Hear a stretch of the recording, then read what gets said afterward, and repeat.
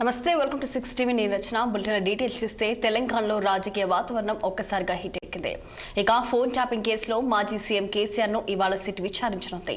మధ్యాహ్నం 3 గంటలకు నందినగర్లోని ఆయన నివాసంలోని సిట్ అధికారులు విచారణ చేపట్టనున్నారు.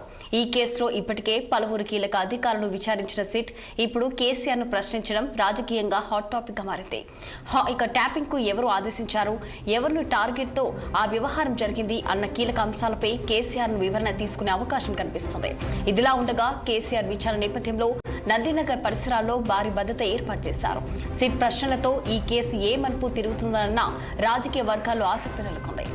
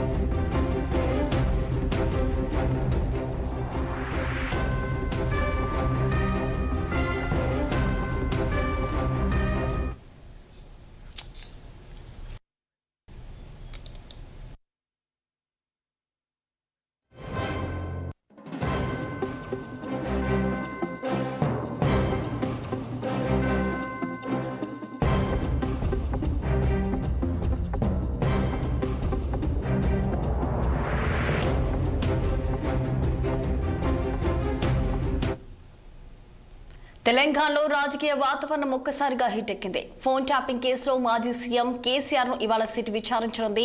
మధ్యాహ్నం 3 గంటలకు నందినగర్లోని ఆయన నివాసంలోని సిట్ అధికారులు విచారణ చేపట్టనున్నారు. ఈ కేసులో ఇప్పటికే పలువురు కీలక అధికారులను విచారించిన సిట్ ఇప్పుడు కేసీఆర్ ను ప్రశ్నించడం రాజకీయంగా హాట్ టాపిక్ గా మారింది. ఇదే అంశానికి సంబంధించి మరింత సమాచారం మా senior correspondent Mahender Reddy phone లైన్లో అందించేందుకు సిద్ధంగా ఉన్నారు. చెప్పండి మహేందర్ రెడ్డి, మరి ఈ రోజు మధ్యాహ్నం 3 గంటలకు మరి కేసీఆర్ అయితే సిట్ విచారించినట్టు కూడా తెలుస్తుంది. మీరు దీనికి సంబంధించిన పూర్తి డీటెయిల్స్ అంటే రచన నేడు సిట్ విచారణకు కేసీఆర్ హాజరు కాబోతున్నారు. అట్లా కేసీఆర్ ఫోన్ ట్యాపింగ్ కేసులో మాజీ ముఖ్యమంత్రి నేడు ముందుకు రాబోతున్నారు. మరి సిట్ విచారిస్తున్న నేపథ్యంలో ఇప్పటికే పోలీసులు కూడా పోలీసు బందోబస్తు కూడా ఏర్పాటు చేయడం జరిగింది. అంటే ఇటు కేసీఆర్ హాజరవుతున్న నేపథ్యంలో రాష్ట్రంలోని పోలీస్ శాఖ కూడా హై అలర్ట్ అయితే చేసింది. కమిషనర్లు ఏసీలకు అలర్ట్ అయితే మెసేజ్ ఇచ్చారు ఇంటెలిజెన్స్ టీమ్ తో. మరి బీఆర్ఎస్ శ్రేణులు పెద్ద ఎత్తున ఆందోళన చేసే అవకాశం ఉన్నందున తగిన ముందస్తు చర్యలు కూడా తీసుకోవాలని ఆదేశాలు జారీ చేశారు. విచారణ పూర్తి అయ్యే వరకు కూడా ఎక్కడిక్కడ అప్రమత్తంగా ఉండాలని కూడా హెచ్చరికలు అయితే జారీ చేయడం జరిగింది. మరి దీంట్లో సిట్ విచారణ ఇప్పటికే నోటీసులు అనేది నాకు అక్రమంగా ఇచ్చారు, అయినా సరే విచారణకు హాజరవుతానట్టుగా కేసీఆర్ రావడం జరిగింది. మరి 3 గంటలకు ఆయన అందుబాటులో ఉంటానని కూడా చెప్పారు. బీఆర్ఎస్ ఆందోళన నేపథ్యంలో భారీ బందోబస్తు ఏర్పాటు చేయడం జరిగింది. నేనైతే మధ్యాహ్నం 3 గంటలకు కేసీఆర్ ను విచారించున్నారు. విచారణ అన్ని ఏర్పాట్లు కూడా చేశారు. విచారణ సందర్భంగా బీఆర్ఎస్ శ్రేణులు నిరసనలతో ఆ ప్రాంతాన్ని బారికేడ్లతో దిగ్భ్రాంతం చేసి అదనపు బలగాలు కూడా మోరిస్తున్నారు. సిట్ అధికారులు పంపిన 2వ నోటీసు కేసీఆర్ సమాధానం అయితే ఇచ్చారు. 3 పేజీల సుదీర్ఘ లేఖను జూబ్లీహిల్స్ ఏసీబీకి పంపడం జరిగింది. సిట్ అధికారులు ఇచ్చిన నోటీసు చట్ట ప్రకారం లేదని కేసీఆర్ అయితే ఆయన లేఖలో అభిప్రాయపడడం జరిగింది. అయినప్పటికీ బాధ్యతాయుతమైన వ్యక్తిగా, ఒక మాజీ ముఖ్యమంత్రిగా, ఒక పార్టీకి అధ్యక్షునిగా ఉన్న నేపథ్యంలో బాధ్యతాయుతమైనటువంటి వ్యక్తిగా కేసీఆర్ స్పష్టం చేశారు. నేడు మధ్యాహ్నం 3 గంటలకు నందినగర్ నివాసంలోని అందుబాటులో ఉంటానని కూడా కేసీఆర్ తన లేఖలో చెప్పారు. కేసీఆర్ తన లేఖతో పాటు కోర్టు తీర్పులను కూడా ప్రస్తావించారు. సిట్ చట్ట ప్రకారం వ్యవహరించడం లేదని, ద్వంద్వ వైఖరి అవలంబిస్తుందని కేసీఆర్ మండిపడ్డారు. ఇటు పంజాగుట్లో నమోదైనటువంటి క్రైమ్ నంబర్ 243 కేసు విచారణలో భాగంగా సెక్షన్ 160 సిఆర్పిసి కింద నోటీసులు అధికారులు ఈ నెల 29 ఇచ్చిన నోటీసుకు తాను అదే రోజున జవాబు పంపానని కూడా చెప్పడం జరిగింది.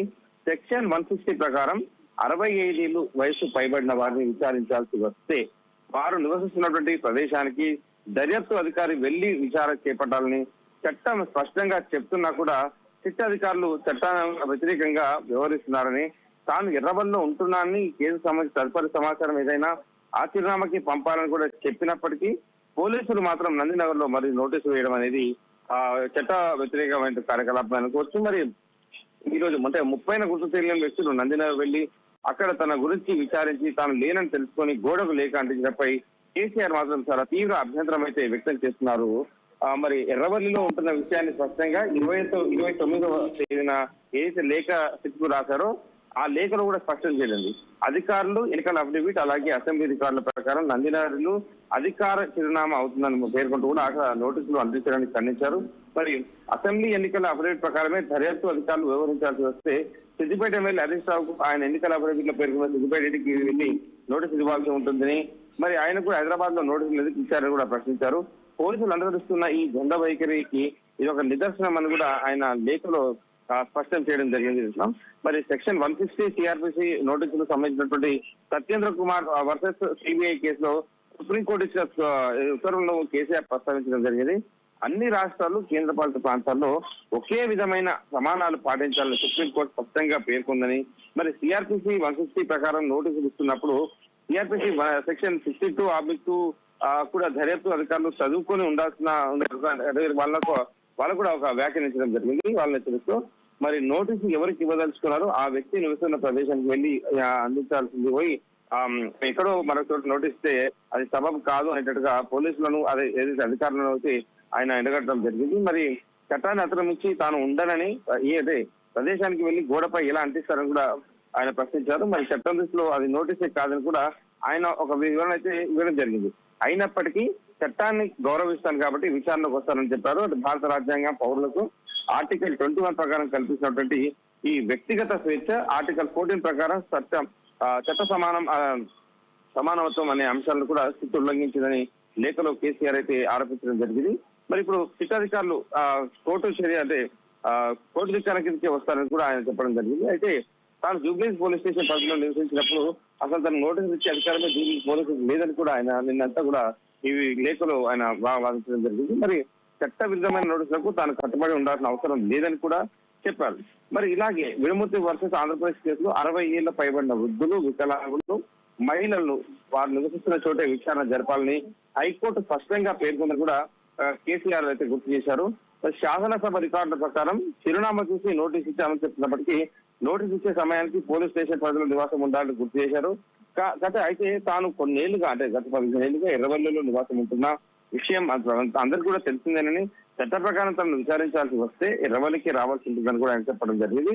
మరి ఈ సిట్ దర్యాప్తు అధికారికి ఎవరినైనా విచారణ గురించే అధికారం ఉన్నప్పటికీ అది తన జ్యుడిషియరీ పరిధిలోకి ఉన్న వారిని విషయంలో వర్తిస్తుందని కూడా కేసీఆర్ వాళ్ళకి చెప్పడం జరిగింది.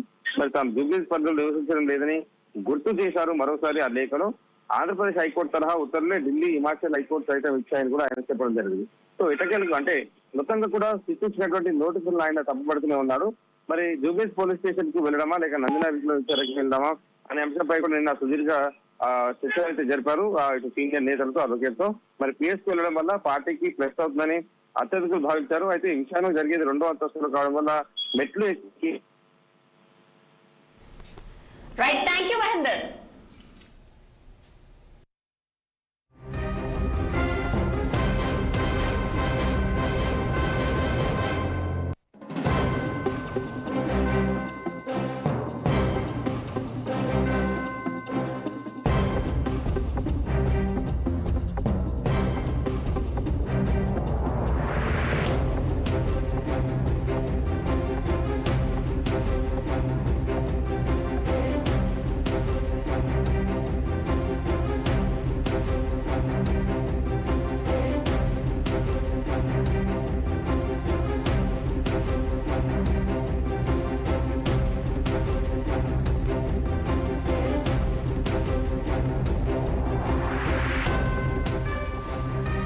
తెలంగాణలో రాజకీయ వాతావరణం ఒక్కసారిగా హిటెక్కింది. ఫోన్ ట్యాపింగ్ కేసులో మాజీ సీఎం కేసీఆర్ ను ఇవాళ సిట్ విచారించనుంది. మరి ఇదే అంశానికి సంబంధించి మరింత సమాచారం మా chief editor Rajesh phone line లో అందించేందుకు సిద్ధంగా ఉన్నారు. చెప్పండి రాజేష్, మరి ప్రస్తుతం ఈ రోజు మధ్యాహ్నం 3 గంటలకైతే నందినగర్ లోని ఆయన నివాసంలోనే సిట్ అధికారులు అయితే విచారణ చేపట్టనున్నట్టు కూడా తెలుస్తుంది. మరి దీనికి సంబంధించిన పూర్తి డీటెయిల్స్ ఏంటి? రచన, ప్రస్తుతం మాజీ ముఖ్యమంత్రి కేసీఆర్ ఎర్రవల్లి ఆయన ఫామ్ హౌస్ లో ఉన్నారు. అయితే మరి కాసేపట్లో ఆయన బయలుదేరుతారు. 9-9:30 వరకు ఆయన ఎర్రవల్లి ఫామ్ హౌస్ నుంచి ఆయన నివాసం ఉన్న బంజారాహిల్స్ నందినగర్ కు చేరుకోబోతున్నారు. సో మొత్తానికి సిట్టు విచారణకు సంబంధించి కేసీఆర్ హాజరవుతారా లేదా అనేది నిన్నటి రాత్రి వరకు కూడా కాస్త ఉత్కంఠ ఉన్నప్పటికీ ఎట్టకేళ్ల సిట్టు విచారణకు హాజరవుతున్నట్లు కూడా ఆయన ఒక ప్రకటన చేశారు. ఈ రోజు మధ్యాహ్నం 3 గంటలకి నందినగర్ లోని ఆయన నివాసంలోని విచారించొచ్చు నన్ను అని చెప్పేసి ఆయన చెప్పడంతో సిట్ అధికారులు కూడా నందినగర్ లో ఉన్న ఆయన నివాసంలోని 3 గంటల నుంచి విచారించబోతున్నారు. సో మొత్తానికి దీనికి సంబంధించి కూడా నిన్న రాత్రంతా కూడా బీఆర్ఎస్ పార్టీకి చెందిన సీనియర్ నేతలు ఇటు హరీష్ రావుతో పాటు అదేవిధంగా కేటీఆర్, జగదీశ్వర్ రెడ్డి, ఆర్ఎస్ ప్రవీణ్ కుమార్ వీళ్ళందరితో కూడా కేటీఆర్ భేటీ అయ్యారు. రాత్రి ఫామ్ హౌస్ లోనే దాదాపు 11 గంటల వరకు సమావేశమయ్యారు ఈ కేసుకు సంబంధించి.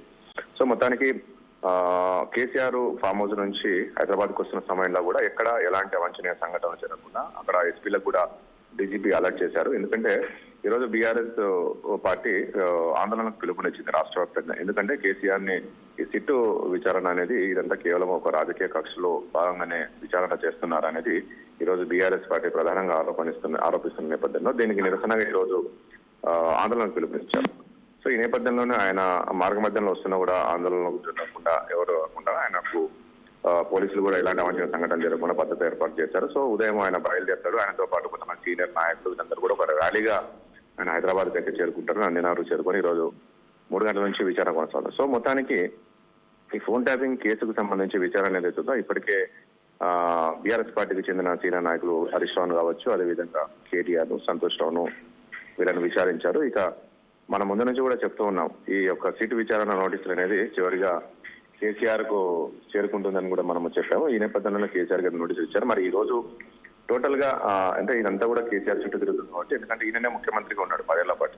సో ఈయన ఆదేశాలతోటే ఫోన్ ట్యాపింగ్ జరిగిందొచ్చు అనేది ప్రధాన ఆరోపణ. ఎందుకంటే ఇప్పటి వరకు విచారించిన సమయంలోనే పెద్ద ఆయన ఆదేశాలతోటే విచారణ చేశాము, ఫోన్ ట్యాప్ చేశామని చెప్పేసి పోలీసులు ఎవరైతే ఎస్ఐబీ చీఫ్ ప్రభాకర్ రావచ్చు, మరొక రావు డీసీపీ కావచ్చు వీళ్ళందరూ కూడా చెప్పిన నేపథ్యంలో ఎవరు ఆ పెద్ద ఆయన దానిపైనే చుట్టూ తిరిగింది. సో పెద్ద ఆయన ఎవరు అంటే కేసీఆర్ అనేది ఈరోజు ప్రధానంగా వీళ్ళు ఆరోపణలు చేస్తున్నారు. సో ఈ నేపథ్యంలోనే ఈరోజు కేసీఆర్ అయితే విచారిస్తారు. అయితే ఇప్పటికి వీళ్ళందరినీ విచారించారు కావచ్చు, వీళ్ళు ఏమేమి సమాధానాలు చెప్పారు ఏంటి అనే దానిపైనే ఇవన్నీ కూడా కేసీఆర్ ముందు నుంచి ప్రశ్నించే అవకాశం కనబడుతుంది.